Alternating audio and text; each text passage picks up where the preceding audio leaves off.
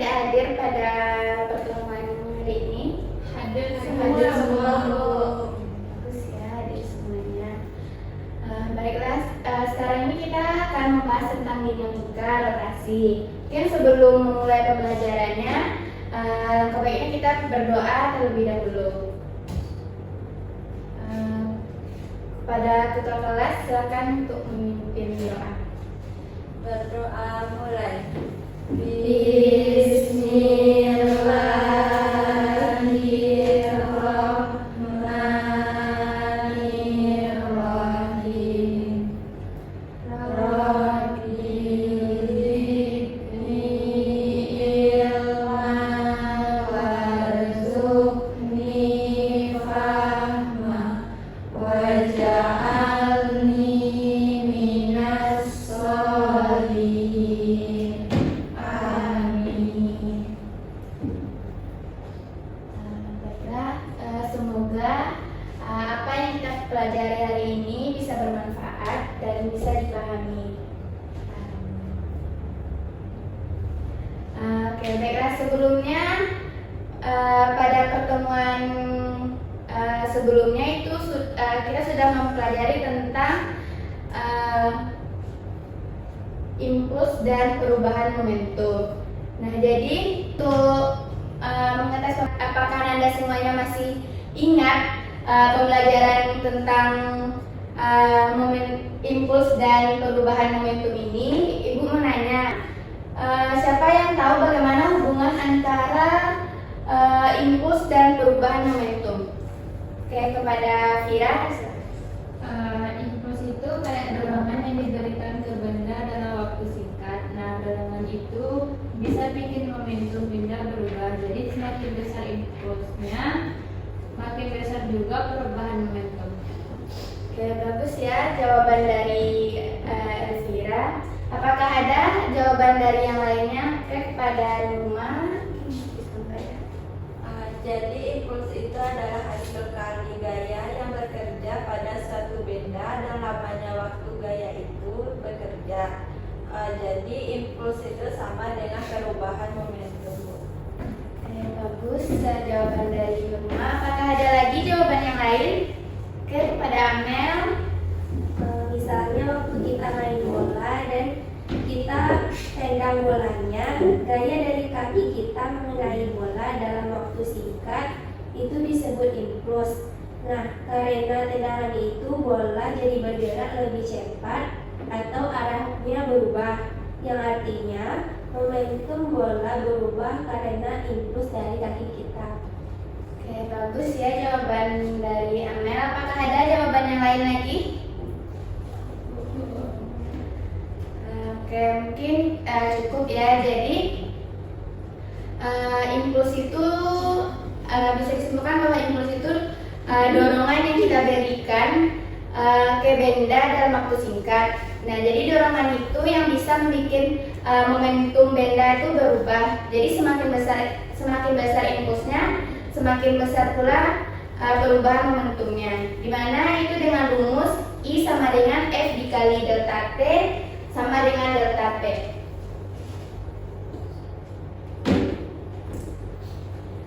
Sebelumnya ini ada sebuah video di mana pada video ini dia menggunakan untuk membuka baut itu menggunakan apa yang lebih panjang gitu kan. Awalnya yang pendek itu tidak terasa keras, dan ketika dia lebih digunakan ditambah lagi dia semakin panjang, itu dia mudah dibuka. Nah, ini berhubungan dengan konsep torsi, di mana akan kita pelajari pada pertemuan kali ini.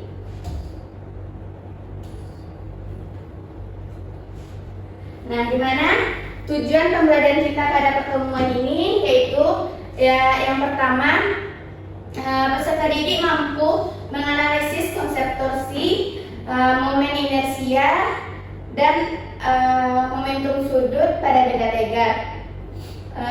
Dan peserta didik mampu melakukan percobaan sederhana tentang momentum sudut dan rotasi benda tegak.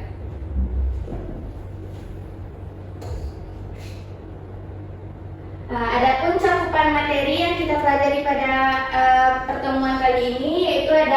torsi, momen inersia, hubungan percepatan sudut dengan momen gaya, dan contoh penerapannya dalam kehidupan sehari-hari.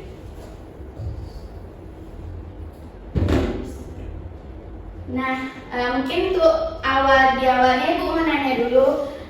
Mungkin di pertemuan sebelumnya sudah ada diberitahu untuk mempelajari tentang torsi ini di rumah. Nah, di sini siapa yang tahu apa yang dimaksud dengan torsi?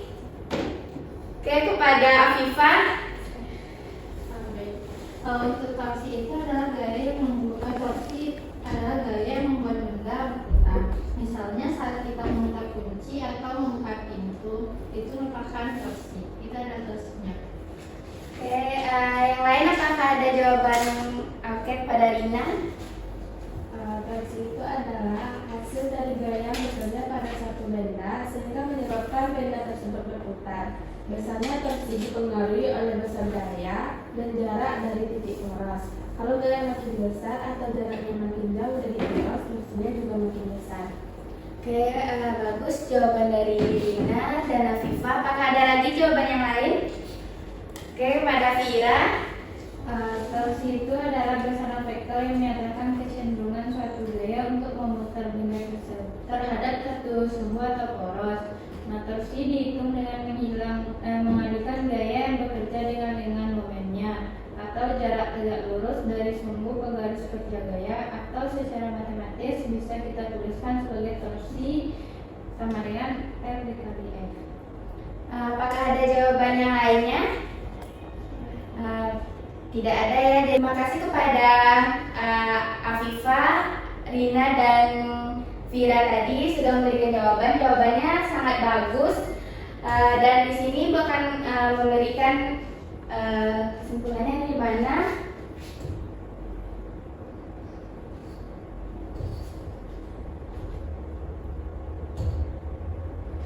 di mana momen gaya atau torsi itu merupakan gaya pada sumbu putar yang dapat menyebabkan benda bergerak, melingkar atau berputar. Dan torsi juga disebut dengan momen gaya, di mana momen gaya atau torsi itu bernilai positif untuk gaya yang menyebabkan benda bergerak, melingkar atau berputar searah dengan putaran jam. Dan begitu pun sebaliknya. Setiap gaya yang arahnya tidak berpusat pada sumbu putar benda atau titik massa benda dapat dikatakan memberikan torsi pada benda tersebut. Di mana persamaan torsi yaitu tor sama dengan F dikali sin theta. Nah, selanjutnya Ibu mau nanya siapa yang tahu apa itu momen inersia? Vira, silakan. Momen inersia itu ukuran seberapa sulit suatu benda diputar. Nah, semakin besar momen inersianya, maka semakin susah untuk diputar. Ada lagi jawaban yang lain? Kepada Alfa, silakan. Momen inersia ini adalah hasil kali massa benda dengan kuadrat jaraknya dari poros putar, atau bisa dirumuskan dengan I sama dengan M dikali R kuadrat. Bagus jawaban dari Alfa. Apakah ada lagi? Oke, kepada Nurma, silakan. Momen inersia itu adalah besaran dalam fisika yang menunjukkan kecenderungan benda untuk mempertahankan keadaan rotasinya. Oke, apakah ada lagi jawaban yang lain? Oke, kepada Mursi. Kalau momen inersia itu seperti saat kita membuka pintu, kalau gagal-gagalnya jauh dari engsel, pintunya mudah terbuka. Tapi kalau dekat engsel lebih susah. Oke, bagus jawaban dari Vira, Alfa, Nurma, dan Mursi tadi. Di mana momen inersia itu ukuran sejauh mana benda menolak perubahan terhadap gerak rotasinya terhadap suatu sumbu. Dalam konteks rotasi, momen inersia itu berperan sebagai massa dalam gerak linear. di mana persamaannya yaitu I sama dengan M dikali R kuadrat.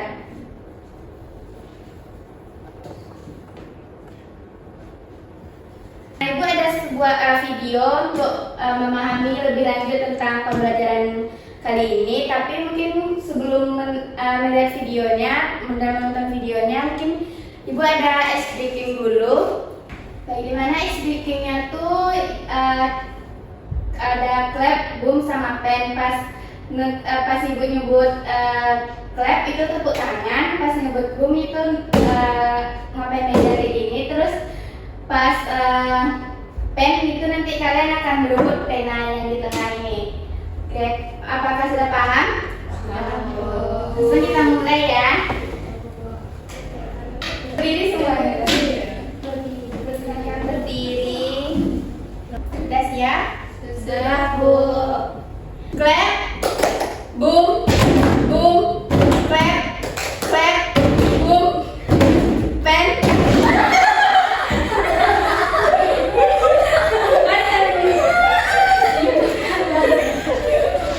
Lagi tolong sekali lagi. Oke. Boom, clap, boom, boom, clap, clap. Fokus dong, fokus. Ulang lagi ya. Clap, boom, boom, clap, boom, clap, pen. Ini mudah ya. Udah semangat tadi kan semuanya? Gak ada lagi yang ngantuk kan? Oke, mungkin kita langsung aja menonton videonya.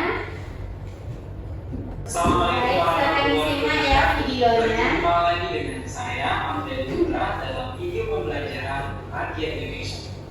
Pada materi kali ini kita akan mempelajari tentang dinamika rotasi.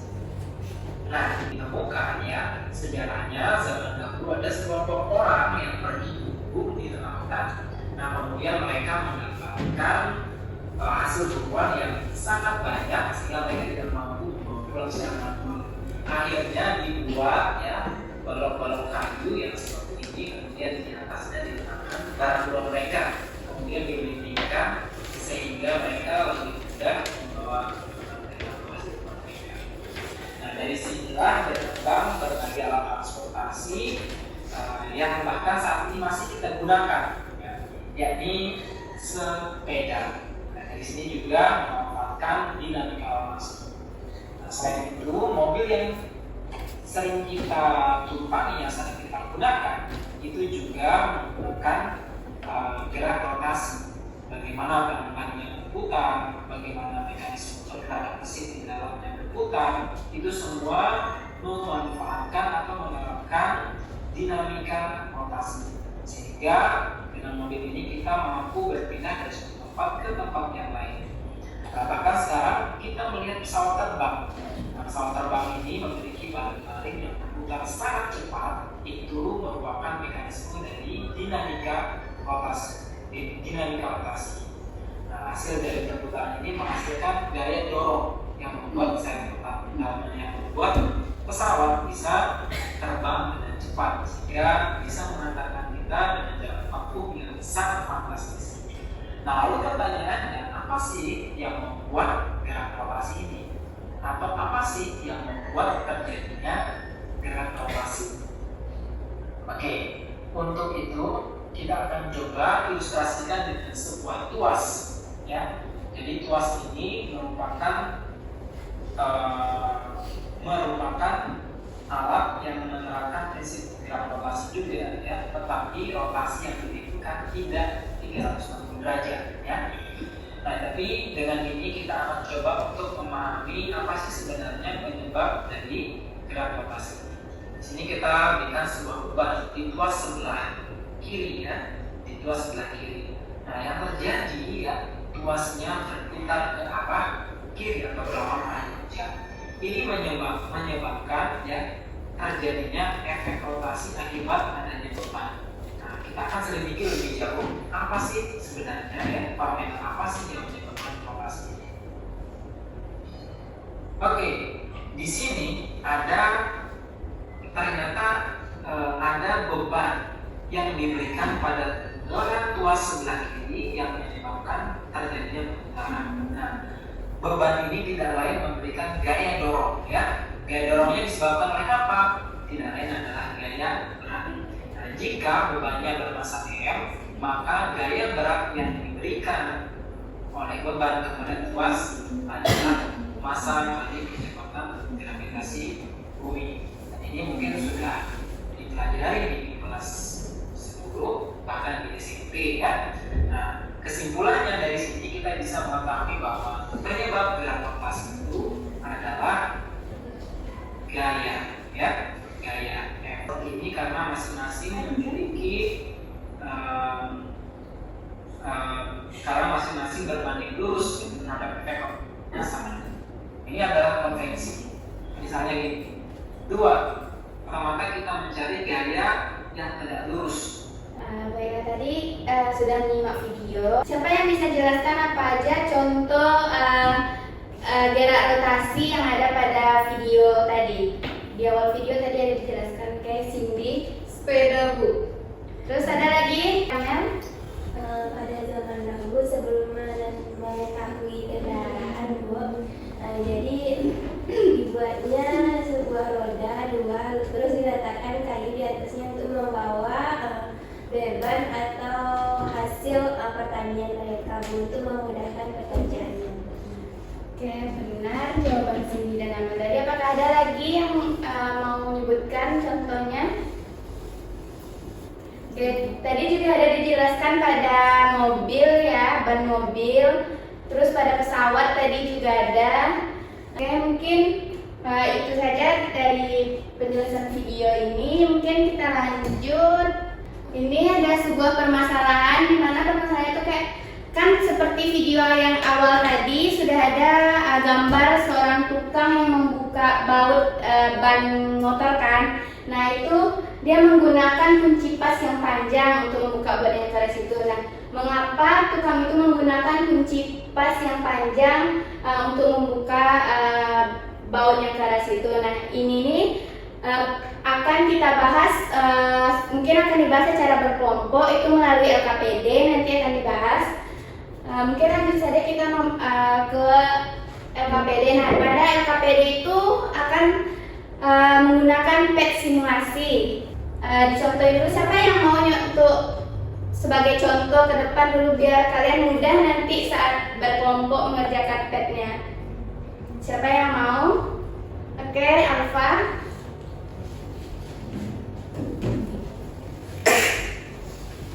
Mungkin bisa diperhatiin ya biar memudahkan Anda nanti dalam mengerjakan LKPD secara berkelompok. Selanjutnya pilih yang kita akan percobaan torsi yang ini. Di sini mungkin bisa diatur dulu, nanti itu ada beberapa ada 3 tabel. Mungkin yang untuk sebagai contoh itu mungkin kita menggunakan jari-jarinya tetap. Ini bisa diatur terserah mau berapa F. Ini F-nya ya. Terus mungkin bisa ditekan go, terserah mau di mana gitu guys. Nah, mungkin bisa diamati ya geraknya. Stop. Coba dinaikin lagi F-nya. Ini ya. Coba lagi ditekan go. Nah, jadi nampak kan pergerakannya semakin cepat kita. Bisa dilihat pada grafik. Mungkin begitu cara menggunakan pad-nya. Terima kasih kepada Alfa. Bisa diserahkan dulu. Apakah sudah paham semuanya menggunakan pad-nya? Mungkin lanjut aja mengerjakan LKPD-nya per kelompok. Dimana ini kelompok 1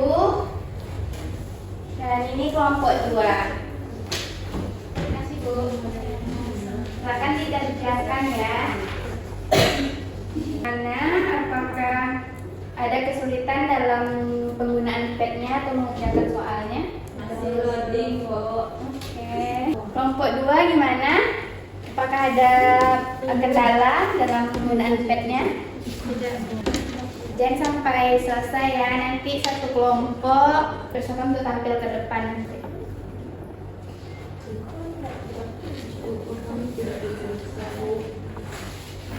Bu, kami tidak paham ini Bu. Bu, ini gimana ya? Mana?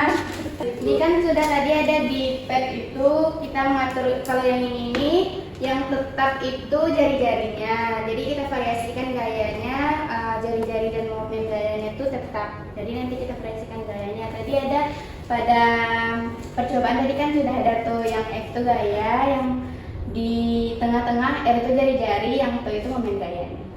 Yang 2 dan 3 juga diisi Bu. Ya, yang 2 ini variasikan jari-jarinya, dan yang ketiga ini variasikan gaya remnya.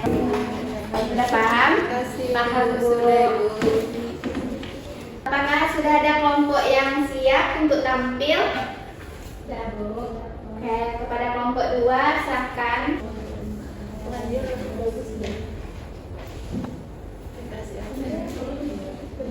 Simpulannya apa ya?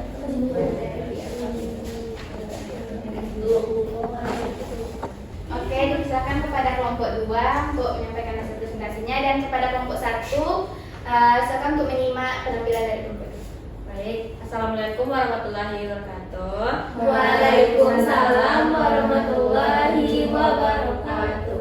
Kami dari kelompok 2 akan mempresentasikan hasil diskusi kami tentang data-data yang telah kami olah pada pertemuan tadi. Untuk data pertama itu akan dibahas oleh Kira, kira-kira disilakan.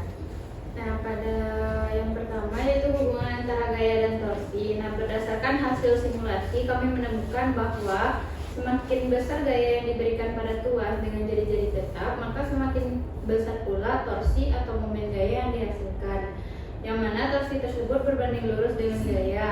Nah, kami menggunakan rumus yaitu torsi sama dengan jari-jari dikali momen gayanya. Baik, untuk data kedua yang akan dibahas oleh apa dipersilakan. Baik, untuk pertanyaan yang kedua itu hubungan antara torsi dan radius. Hubungan antara jari-jari dan torsi. Nah, berdasarkan simulasi yang kami gunakan itu simulasi dengan gaya tetap, kami menemukan bahwa semakin panjang jari-jari lengan gaya, maka akan semakin besar torsi yang dihasilkan. Hal ini menunjukkan bahwa jari-jari berpengaruh. Baik, sekian presentasi dari kelompok 1. Kami beri Oke, terima kasih kepada kelompok 2. Mungkin bisa ya disilakan untuk Tadi kelompok 2 sudah mempresentasikan hasil diskusinya. Apakah dari kelompok 1 ada tanggapan atau ada jawaban yang berbeda dengan kelompok 2? Cukup ya. Nah, tadi setelah diskusi mungkin ada berhubungan dengan dari PET tadi itu, mungkin ada berhubungan dengan mengapa tukang menggunakan kunci pas panjang untuk membuka baut yang keras. Siapa yang bisa menjawab mengapa tukang itu menggunakan kunci pas yang panjang? Siapa yang bisa memberikan jawabannya? Oke, Rina, silakan pada Rina. Karena pada kunci pas yang panjang itu bisa membuat kita lebih mudah membuka baut yang keras, soalnya lebih ringan saat ditekan. Oke, apakah ada jawaban yang lain? Apakah ada lagi jawaban yang lain? Oke, Amel, silakan Amel. Tukang memakai kunci pas yang panjang supaya gaya yang dibutuhkan untuk memutar baut jadi lebih kecil. Soalnya makin panjang tuasnya, makin besar momen gaya yang dihasilkannya. Oke, terima kasih Amel. Apakah ada lagi? Oke, silahkan kepada Nurma. Kunci pas yang panjang memberikan ringan gaya yang lebih besar sehingga momen gaya menjadi lebih besar walaupun gaya yang diberikan sama. Jadi baut yang keras bisa lebih mudah diputar karena torsi yang dihasilkan lebih besar. Ya, terima kasih kepada Rina, Amel, dan Nurma. Jawabannya itu sangat bagus. Di mana tukang menggunakan kunci pas yang panjang itu berhubungan dengan konsep torsi tadi, di mana kunci pas yang panjang itu memberikan dengan gaya yang lebih besar, sehingga momen gayanya itu menjadi besar dan semakin mudah dalam membuka bautnya tadi.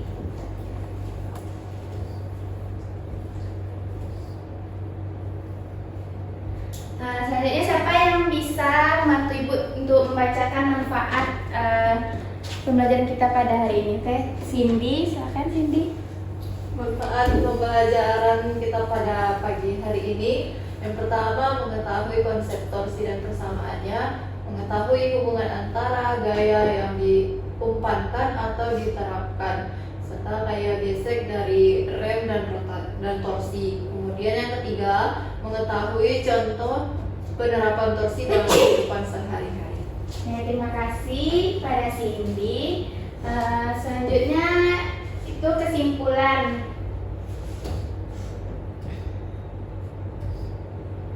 Siapa yang bisa membacakan kesimpulan? Oke, dia, silakan dia. Kesimpulannya yaitu pengertian torsi dan persamaannya, di mana torsi adalah gaya atau momen yang menyebabkan suatu benda bergerak terhadap sumbu rotasinya, di mana persamaannya yaitu torsi sama dengan R kali F. Ada selanjutnya untuk kesimpulan yang kedua. Silakan dibacakan lagi dia. Hubungan antara gaya yang diumpamakan atau diterapkan gaya misalkan dari rem dan rotasi, di mana yaitu semakin besar gaya yang diberikan, semakin besar momen gaya yang dihasilkan. Gaya gesek dari rem mengurangi momen gaya yang terjadi pada benda. Nah, baiklah, tadi sudah dapat kesimpulan dari pembelajaran kita pada hari ini. Kita sudah sampai di penghujung pada pertemuan hari ini. Mungkin untuk lebih memahami lagi tentang dinamika rotasi ini, Ibu ada memberikan tugas, itu nanti akan Ibu kirimkan di grup WA ya soalnya. Mungkin bisa dikerjakan di rumah.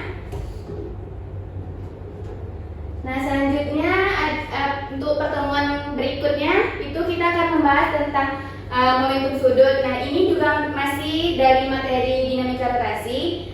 Tadi kita juga sudah membahas tentang torsi dan momen inersia. Nah, selanjutnya itu tentang momentum sudut. Mungkin bisa dipelajari dulu sebelum kita masuk ke pertemuan berikutnya. Mungkin bisa dipelajari tentang momentum sudut dulu, dan jika dirasa perlu untuk dicatat mungkin bisa dicatat. Baiklah, mungkin sebelum kita mengakhiri pertemuan hari ini, bisa kita tutup dengan membaca hamdalah terlebih dahulu. Alhamdulillahirabbil alamin. Baik, terima kasih kepada Ananda semuanya yang sudah berpartisipasi aktif dalam pertemuan kita pada kali ini. Mungkin Ibu ada sedikit reward, mungkin cuma reward kecil-kecilan, tapi semoga bisa menambah semangat Ananda semuanya ya untuk pertemuan-pertemuan berikutnya. Baik, Bu.